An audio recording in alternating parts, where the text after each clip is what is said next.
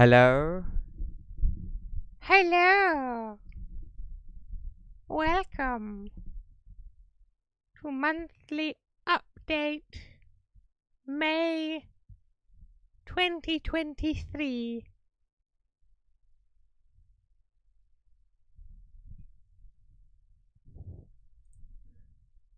Okay. Hello. Welcome to monthly update May 2023. Point 1. Haircut. Crap. Mistake. Moving on. What have I done this month? In my life, it was my brother's birthday. A bit ago. Which was nice. Haven't done much else, to be honest. I've done stuff here. Got a big list of things. I'll go through these, I suppose. So, first I did a single with Moid. I say with Moid as if it's a proper band. It's just me. It's called Concrete Jungle Bunny, because that's a funny title. It's just kind of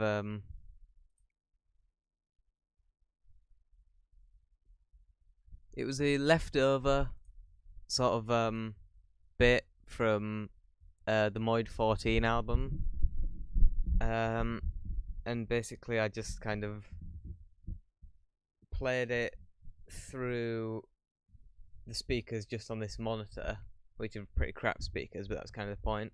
I played it through that, and then had the microphone moving around through here. I had my window open, so I'd like stick it next to the speaker and then move it and stick it out of the window to get like the bird song and the ambient stuff outside.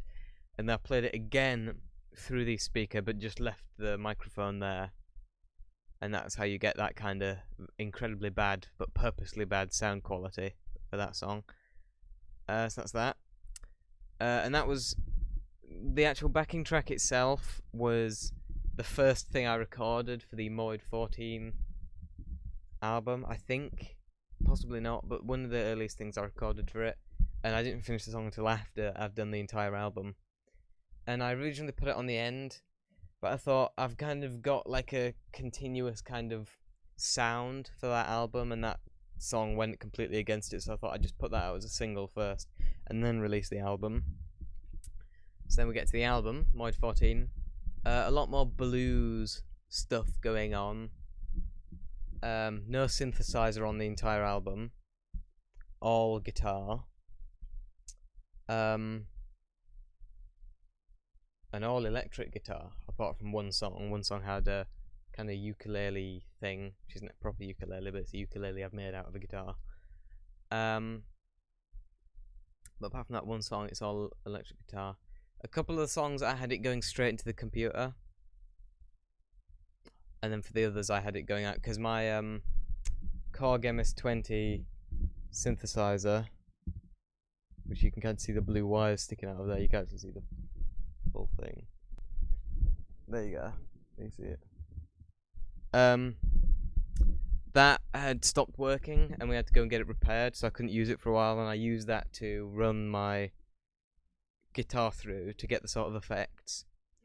And so I couldn't use that, so instead I just put the guitar line straight into the computer and recorded it straight into Audacity. And that's how I got the song The Shooter and Living on the Edge. That's how I got the guitar sound on that, by running it straight into the computer. The rest were kind of improvised. For a couple of them, I was doing the guitar and the vocals at the same time. Specifically the song Hey There and Lighthouse Keeper Blues I got by doing that. The microphone that I used for the vocals was actually really crap, and I had that running into OBS, which I'm actually using to do this live stream now.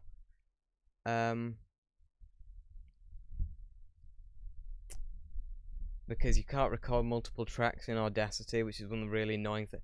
Because Audacity is great, it's free, and you can do a lot of stuff with it, but one of the flaws with it is you can't record multiple tracks at once. Even if you open multiple tabs, like multiple versions of Audacity, if you open multiple, you still can't select different microphones for each one. Like if you change the microphone on one Audacity that you have open, it'll also change the microphone in the other one as well. And so that's annoying, but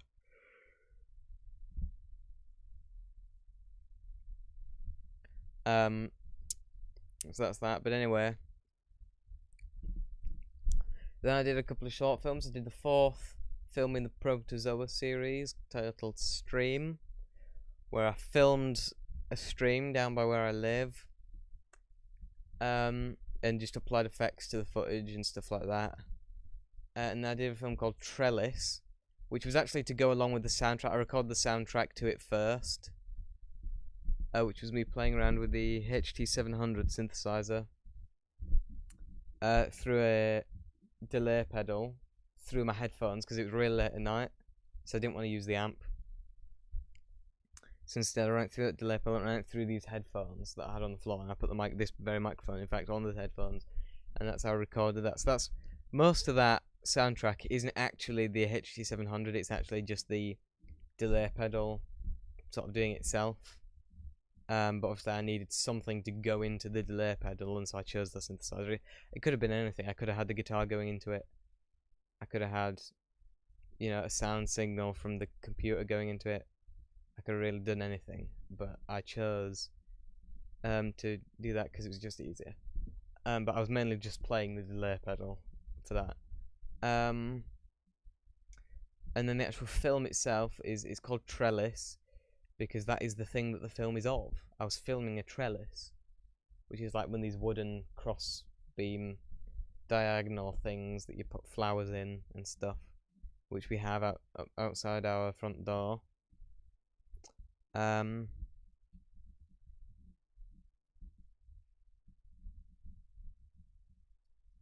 I'm very bored. I only just remembered that I had to do this today like an hour ago, so I haven't really been in the mood. But anyway, so that's that.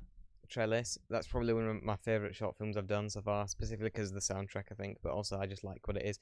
Because I was basically zooming in and out on the trellis, and then as I got further into the video, I overlaid different versions of the videos at different speeds and stuff over the top of itself, which I thought was pretty cool. Then we have the Moid album Electric Film Music,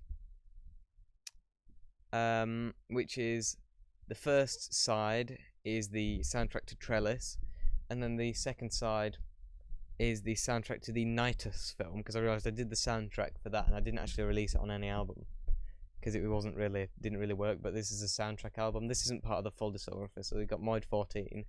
This is not the 15th Moid album. Didn't mean to click on that. The 15th Moid album is the most recent one that I've done and the one I'll talk about in a minute. But first, I did a painting called A Cave Opening, and I did a video of me painting it, so you can go and watch that if you want. Then we get to Sound Pieces, which is the 15th Moid album, because I've been listening to a lot of Brian Eno. I've listened to every single Brian Eno album up to On Land. I meant to get, because I've listened to all of them, and I wanted to get, but after getting to that point, I was kind of bored of him. So, but I did actually get around to listening to My Life in the Bush of Ghosts by him and David Byrne. But anyway, we'll get to that. I hadn't listened to that one before though. But anyway, Sound Pieces is one of my favourite albums I've done. I really like the album cover, especially. That was all bits that are cut out of a newspaper that I just put together. I really like it. It's 6 songs or pieces, each one for which I use a different instrument for each one. So, and I only use that one instrument for, apart from piano piece where I kind of cheated and used a sample of Benny Andersson from ABBA. I basically took the first 30 seconds of the song The Winner Takes It All and slowed that down to a quarter of the speed, and then just played over the top of that myself. So I looped that and then played over the top of it myself, and that's how I got that song. But apart from that one song, there's one instrument on every song. That one technically has to, because I don't have an actual piano myself, but I wanted a piano because I slowed that down just as an experiment, just to see what it would sound like, and I really liked it, and then I had to use it because I was just listening to that song because I like ABBA. ABBA's good. I was just listening to that song, and I listened to the opening, and I was like, ah, that's pretty interesting. I wonder what it'd be like slowed down.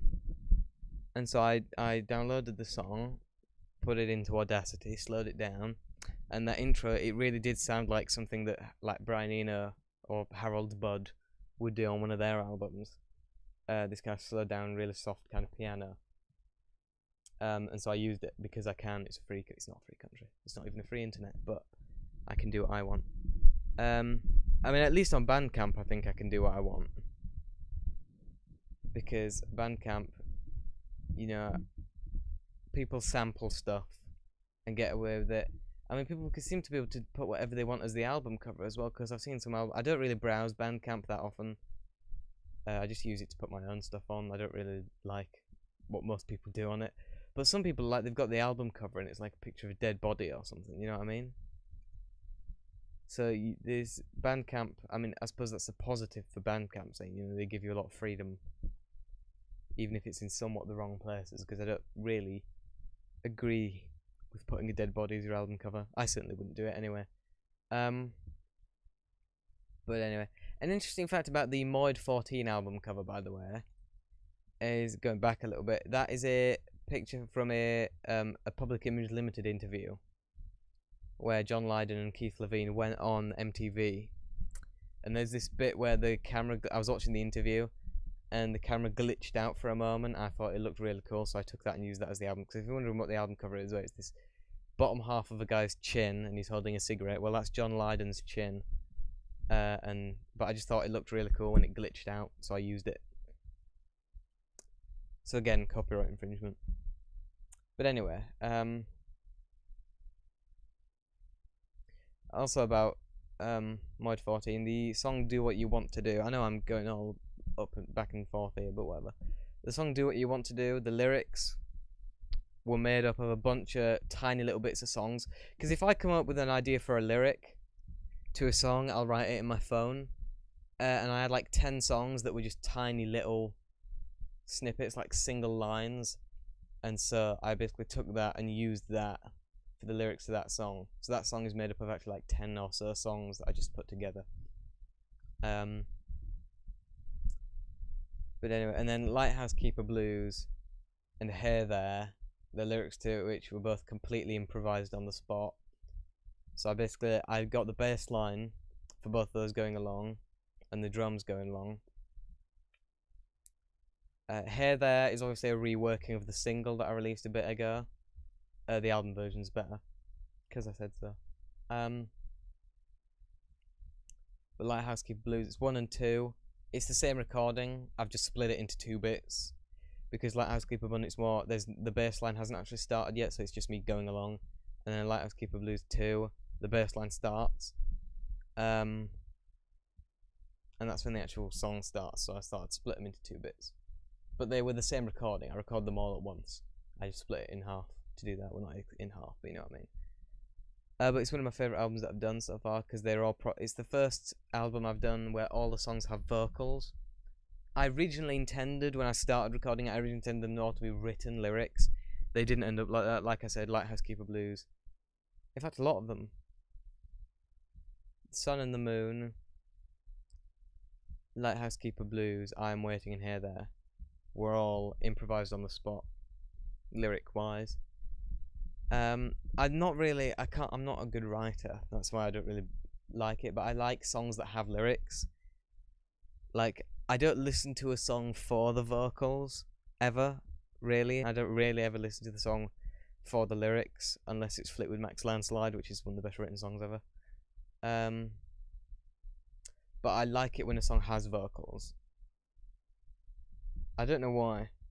It's something weird about me. Because I don't really like doing it because I don't have that great of a voice. Because I don't really have the place to practice. I mean, I can't sing properly here. That's why I'm going to one day convert my garage. Well, it's my dad's garage. Our garage. Into a recording studio, and then I'll be able to experiment more vocally and see if I am as crap as I think I am. But I like a song to have vocals because it gives it a kind of finalizes it a little bit. Like, I listen to some of the older Moid stuff where I don't have vocals on the songs, and they sound kind of unfinished. because it's not like this Sound Pieces album where it's like they're purposely instrumental, like early Moid stuff. I'd be recording songs the way you'd record a song to have vocals on it, and then there wouldn't be any vocals on it, and it feels kind of unfinished. And so that's why I like this album a bit more, even if it's not as good. It feels more finished. So even if it's worse than some of my unfinished albums, at least this is finished. But anyway, Sound Pieces, a good album. This is going to be the first part of a 2-part series, actually. I'm going to do another album called Cloud Pieces, which is going to be, because some of the pieces in Sound Pieces are actually quite harsh, like Electric Piece, Water Piece, and Korg Piece especially, are all quite harsh noises. Cloud Pieces, it's going to be more the softer pieces, particularly Organ Piece, because Organ Piece is also the longest song on here at nearly 13 minutes, 12:42. That's very nice and sort of soft, and I think most of Cloud Piece is going to be like that. I'll try to have different textures and everything, but it's going to be the kind of sequel to Sound Pieces. I've also started work. I've recorded the first song of my next, more Moid 14 style, where it's me and vocals in a proper song rather than musical pieces. Because there's the difference between a piece of music and a song. Even if I'll refer to things like these as songs, because it's just easier. But Moid 14 are more actual songs. And I've done a song called Walkin', which is going to be the first track on an album called Walkin' at the moment. That's the Walkin' title anyway. Get it? The Walkin' title? That's fun enough, and well done. Well done. Anyway, but that's that. So yeah,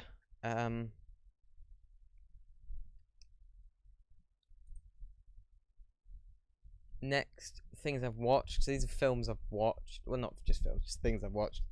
Last month, I don't know if it was last month, but at some point I watched Camp Rock for the first time in years. And there's a sequel that I never watched, Camp Rock 2 The Final Jam, which I did watch. It's a lot more of a typical musical than the first film, because the first film, like, it's a musical, but it's like all the musical pieces are actually, they make sense in the plot of the film. Because a lot of musicals, people just burst into song in the middle of conversations.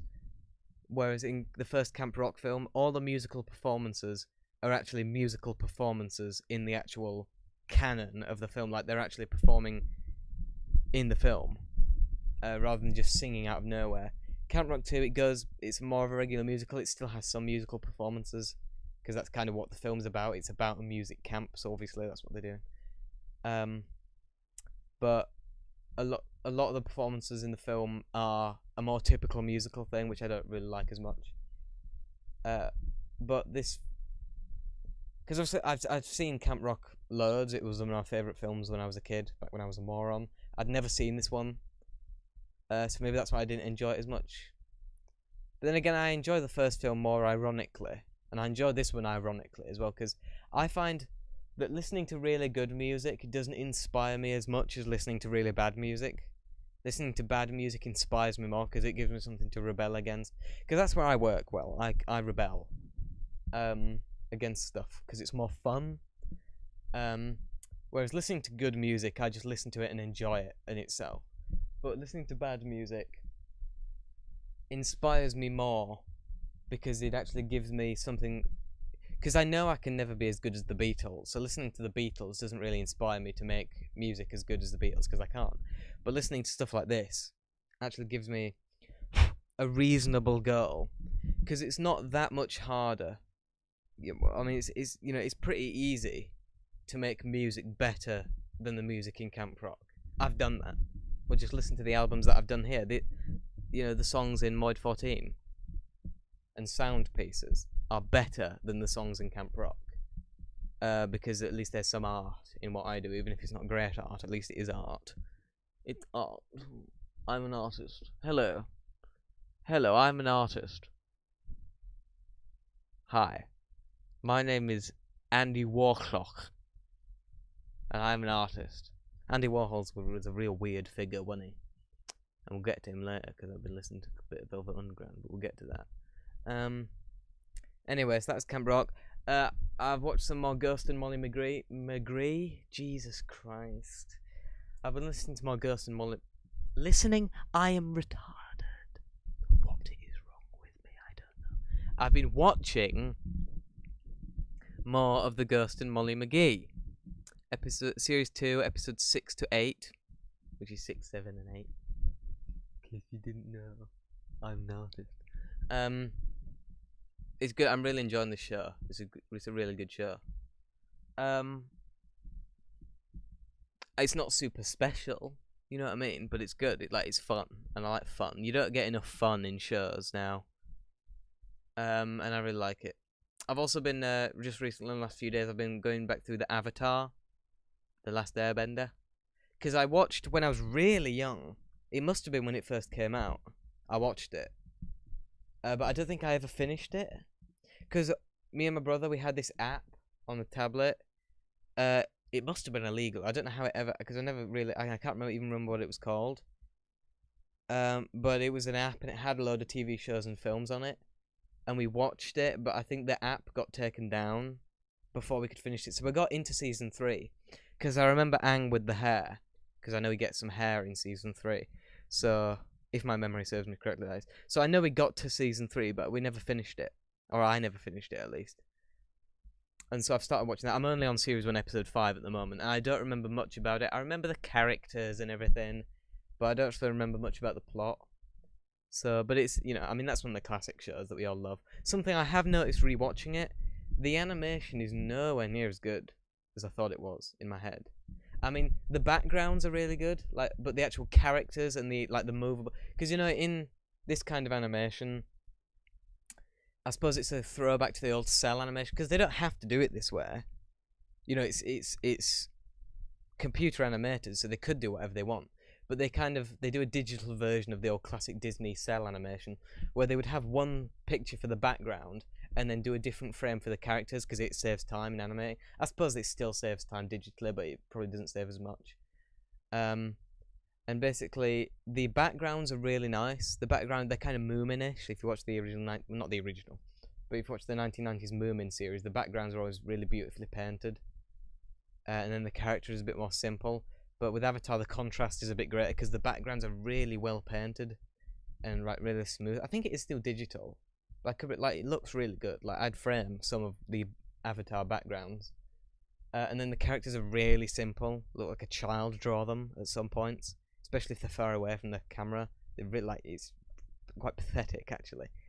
The plot is still obviously great. I mean, it's one of the classic shows that we all love. So, but you know what I mean. But it's kind of weird seeing the contrast between because the backgrounds are these really beautiful paintings, like a Bob Ross something, and then the characters like something a 12-year-old draws. But anyway, then I watched Rosemary's Baby from 1968, which is one of these classic films that I never watched. Sorry, I've got a really itchy nose. I'm an artist.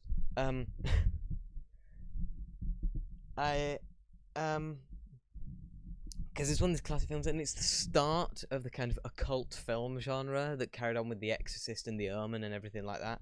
But I'd never seen Rosemary's Baby. It didn't go where I thought it was going to go, but it was still really good. It reminds me, because obviously after watching The Owl House, you think of witches as just people, really nice people. And Rosemary's Baby reminds you that witches originally are actually meant to be pretty scary things, like demonic occultists. And that's what Rosemary's Baby, because it's about witches. And you remember witches... I've never been scared by witches, because you think of them as cartoonish, and you think of them like The Wizard of Oz and The Witches, the Roald Dahl film from 1990. And there's these ridiculous things, and then you watch something like The Owl House, and it gets so playful. And then you watch Rosemary's Baby, and you're like, oh, witches can be scary. I never thought that. I never thought witches could be scary, but they can be if you watch this film. It doesn't end up being the way you think it is. The ending really subverts what I thought it was going to go.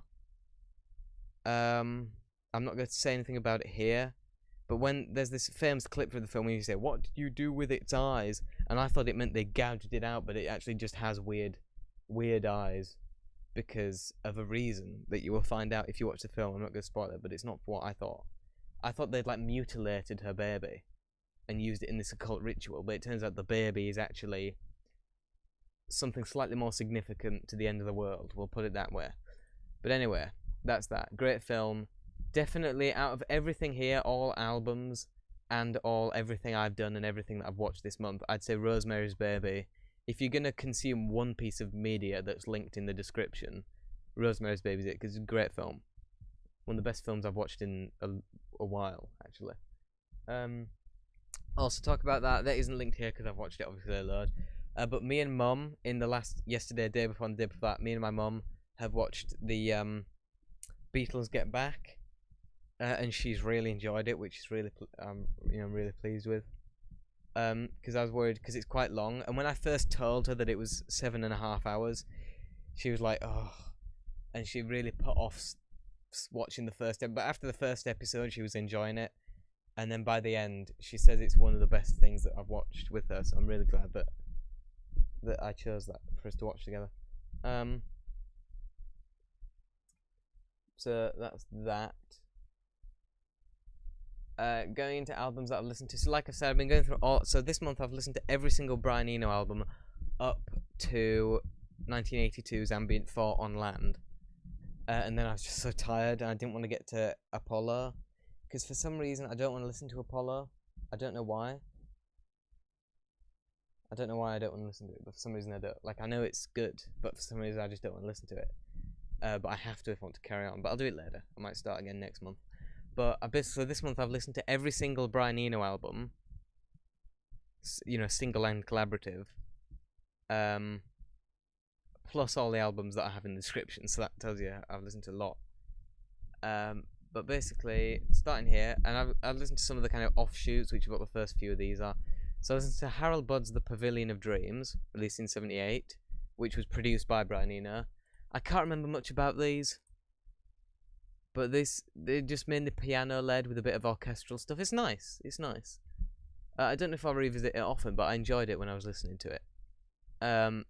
That's good. Then I listened to Brian Eno and David Byrne's My Life in the Bush of Ghosts, which I had never listened to before, even though it is an actual Brian Eno album, because most of them I'd listened to. This one I hadn't. I think I put it off because it was sample based, and I'm kind of against sampling, even though I've done it. I mean, I've done it this month. I sampled that Benny Anderson piano bit, didn't it? So I'm a complete hypocrite. But I don't really like sampling. But this album is based around sampling, but I had got it wrong evidently because it's just the vocals that are sampled. All the instruments are actually played by the musicians. So it's not what I thought it was, and that's why. Because I'd never read the Wikipedia because I'm a moron. I hadn't read the Wikipedia page, and when I heard that this album was about sampling, I assumed that they'd sampled the instruments. They didn't sample the instruments. They sampled the vocals from like radio snippets of interviews and preachers and stuff going off about stuff. And all the instruments are actually recorded by the musicians. And it's really good. It's really sort of funky. It's really good. Then I listened to John Hassel's Dream Theory and Malaya Fourth World Volume 2, also 1981, which is a sequel to, or the second volume of his and Brian Eno's album, Fourth World Volume 1 Possible Musics, which is really good. This album is also quite good, because I think they had a falling, because Brian Eno did work on this album, but I think he and John Hassell had some kind of falling out around this time. Something to do with the David Byrne album. I don't know what it was about, but they had some kind of falling out, and so even though Brian Eno did work on this album, it was credited to just John Hassell. But anyway, I enjoyed it. I can't remember anything about it. And it's the same with My Life in the Bush of Ghosts. For some reason, neither of those two really have an official upload on YouTube. It's really weird. Like, My Life in the Bush of Ghosts does, but it's got this really weird album cover, because I like the original album cover, but they swapped it for this weird one. And also they changed one of the songs, because the Muslims were offended by it. Big whoop there, big surprise, didn't expect that. So they changed the song, and I wanted to listen to the proper album with the song Quran. So I did. So that's that. But Dream Theory in Malaya doesn't have any official upload on YouTube, even if it's a butchered version, it doesn't have one. So I had to listen to this unofficial version, which is still fine, but it's lower quality, and I like a good quality bit of music. But anyway, that's that. If I had to suggest any out of those 3 albums, it'd be My Life in the Bush of Ghosts. That's the best out of those 3. But anyway, then I listened to a bit of the Velvet Underground. I listened to their first album, The Velvet Underground and Nico, released 1968, which was produced by Andy Warhol, and he also designed the album cover. I believe he also designed the album cover for the next album, even though he'd actually been fired by Lou Reed. Because I didn't listen to it. I listened to a few minutes of Lou Reed's album Metal Machine Music, which I really love, not because I actually enjoy the music, because it's awful, but just because of the kind of reactions it gets out of people. So that's that. But I just have respect for that album. And I thought I might as well listen to a bit of the Velvet Underground, because I heard that they're pretty noisy as well. And so I listened to their first album, which was very nice. I enjoyed a couple of songs on it. I didn't enjoy it that much, really, but I enjoyed the song I'm Waiting for the Man. That's a great song. Brian Eno was obviously very inspired by that for the first song on his first album, Needles in the Camel's Eye, which is one of my favourite Brian Eno songs. And this song is basically a kind of cleaner version than that, whereas his is very reverby. This I'm Waiting for the Man is very sort of clean. Not lyrically, it's about going to buy drugs, but I mean musically it's clean. And now listen to White Light, White Heat from 1968, the second Velvet Underground. Much better. I enjoyed it a lot more. It's a lot more distorted, and it's a lot more sort of... Because apparently they played really loud in the studio to the point where the tape distorted. And so it's a lot sort of dirtier. Not really lyrically. I say both albums are about as dirty as each other lyrically. But musically it's more hard rock than the kind of gentle, nice stuff that they did on the first album. And that's probably because Nico isn't involved, because Nico seems to be like a very nice person. And so her songs on the first album are very nice. She's not on the second album. And it's more rock. Particularly the song, I can't remember what it's called. What's the song called that I really liked on this album? I Heard Her Call My Name. That's a great song. It's a lot of electric guitar going all crazy, which I really like. And I think I got some of that kind of crazy guitar effect on the electric piece on My Sound Pieces album. I think I took some of that. I don't think I did it on purpose. I'm just realizing that now, because remembering the guitar on that Velvet Underground song is really crazy, and I did the same kind of thing on Sound Pieces. So that's that. Then I've started with the Residents discography with their very first official release, an EP from 1972 called Santa Dog. Not great. We'll put it that way. I respect it, but I was really expecting more rock when it's just sort of sound collage nonsense. I really didn't like the kind of message that they ended with, because there's this bit at the end, it says kick a cat, and he basically just repeats the words kick a cat till the end of the record. Not a big fan of kicking cats personally. I get it, they probably don't actually do it, it's just controversial, especially considering the name of one of their earlier albums and the cover for the cassette release. I won't mention it because my channel will get deleted, but if you know the Residents, you'll know that they're one of their earliest releases, before they were even called the Residents. They released a cassette of music that had a particular name and a particular picture on the cover, which is illegal and very, very wrong and immoral, and kind of put me off ever listening to them again, but I probably will. But Santa Dog, for a start of their official discography, really not too great.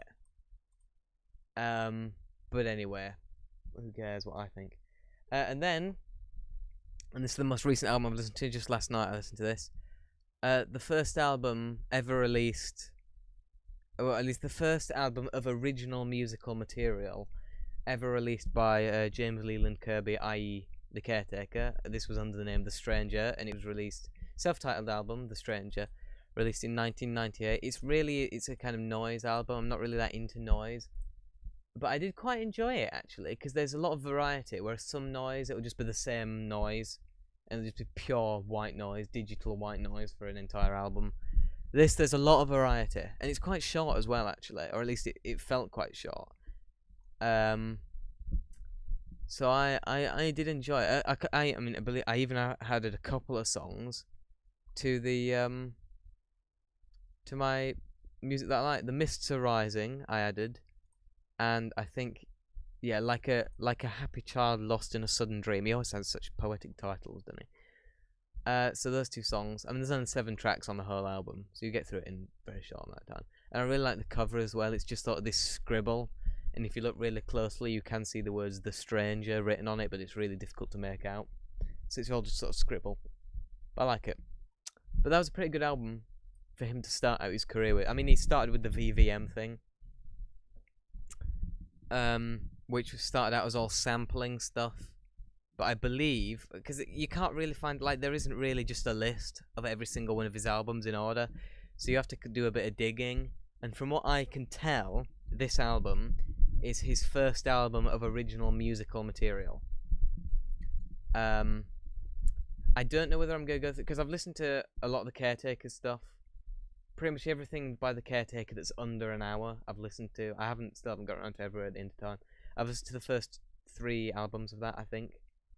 I know you meant to listen to it all in one, but I don't ever have 6 hours to spare, so I can't. But anyway, I think I might just go through the Stranger stuff first, and then fill in the gap. I don't know whether to go through all of his stuff in order, or go through just the Stranger stuff in order, and then do his like stuff that he's done under his own name, and then finally go back through the Caretaker stuff. I don't know.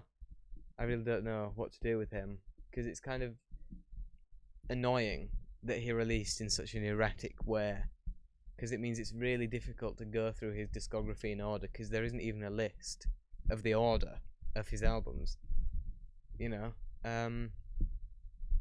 So you kind of have to figure it out for yourself, and I'm really lazy. But anyway, it's a pretty good album. Interesting, which is all an album should be, in my opinion. I can't see myself revisiting it often, but for a noise album, it's actually quite tame. I mean, it's certainly tamer than the 5 minutes that I heard of Metal Machine music, because Lurie's Metal Machine music, that was 1975. And you think of music getting harsher as it goes on, but that was 1975. And that's one of the earliest noise albums. I don't know if it was the first, but it was certainly one of the first. And that's a lot harsher. That's really ear-piercing, whereas The Stranger, which was released in 1998, a more modern noise album, you'd expect it to be harsher, but it's actually quite mellow in comparison. So it's actually quite nice. If I had to recommend any one album from the whole thing, it'd be the Velvet Underground's White Light, White Heat, and specifically the song I Heard Her Call My Name. Great song that I really enjoyed. I hope you guys have enjoyed this.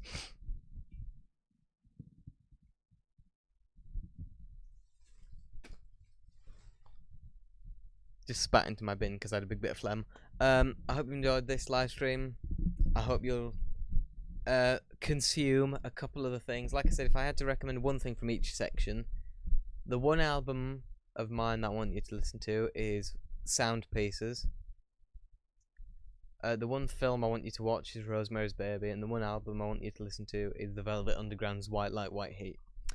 So I hope you've enjoyed this live stream. If you've watched it, no one has at the moment, but people, who knows, one day I might become famous, and people will go, oh, what did he do back when he was a teenager? And they'll come back to this channel, and they'll watch all this stuff. Possibly. So hello people in the future. I'm never going to be famous. To be fair, I don't think I really want to be famous. I mean, it'd be great, you know. But it'd be dangerous as well, because the kind of stuff I say, I mean, the only reason I'm saying that there's quite a bit of controversial stuff on this channel. You know what I mean? Eh? Do you know what I mean? Stuff about gender and Muslims. The kind of stuff that can get you killed is what I say on this channel. And if I get famous, I'll die. So I don't really want to get famous. But anyway, I hope you've enjoyed my life, and I'll see you on the other side. That should worry people. Good night.